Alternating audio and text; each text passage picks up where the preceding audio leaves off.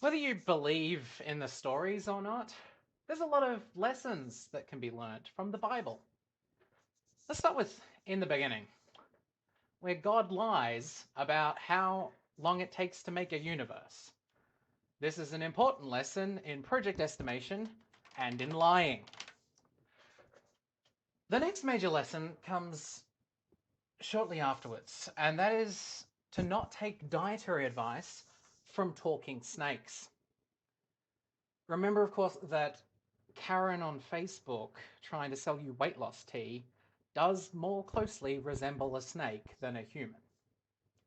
That being said, if you do want tea that leads to being naked in a garden talking to animals, I know a guy. One thing that the Bible is known for is how much incest occurs. At first, I'd be tempted to say a lot, but it's actually more than that. There is a character named Lot who gets raped by his daughters. It only takes as far as Genesis 19 to bring up that men can get sexually assaulted too. Though it does also mention Lot had drunk a lot of wine, so I wonder whose idea it actually was. Men are pigs. That's why it's not kosher to eat them. This does, however, give us a standard measure that a threesome between a man and his daughters is one lot of incest. Perhaps we can measure all incest based on this standard. Just how many millilots does it cost to pause while scrolling past my cousin's Instagram selfie? God himself doesn't do much screwing around in the Old Testament, unlike the cool gods like Zeus, which is probably why he's in such a bad mood all the time, resorting to smiting this and smiting that. Flood the whole world and start over again. Though, let he who has not tried turning it off and on again throw the first stone. The Bible also includes a guide to celebrate being freed from slavery.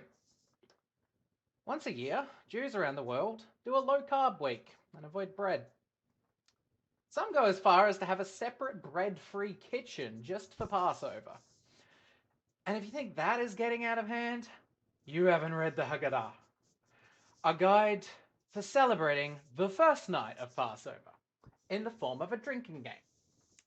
The internationally recognized official Haggadah uses the word wine more times than it has pages, including the cover page, which has a picture of wine.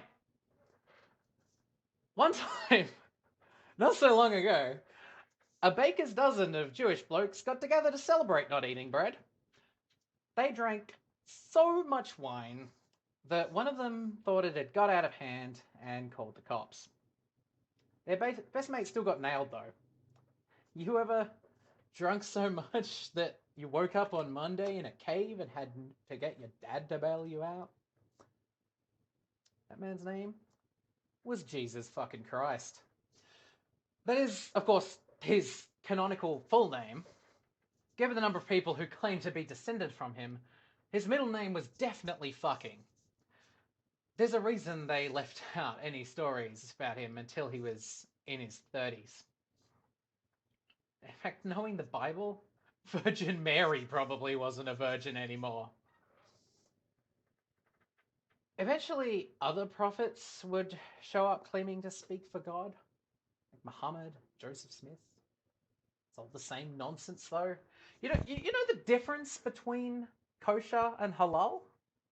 A halal snack pack is not kosher if it has cheese, which all good halal snack packs have cheese. Traditionally, meat and milk products can't be eaten together because they might have come from the same mother, which sounds icky. Though this is from the people who brought you lots of incest. I also find it unlikely that my Parma has cheese made from the same chicken. I think religious leaders around the world should focus more on things they have in common than what they disagree on, and come together to put a fatwa on Michael Ensley.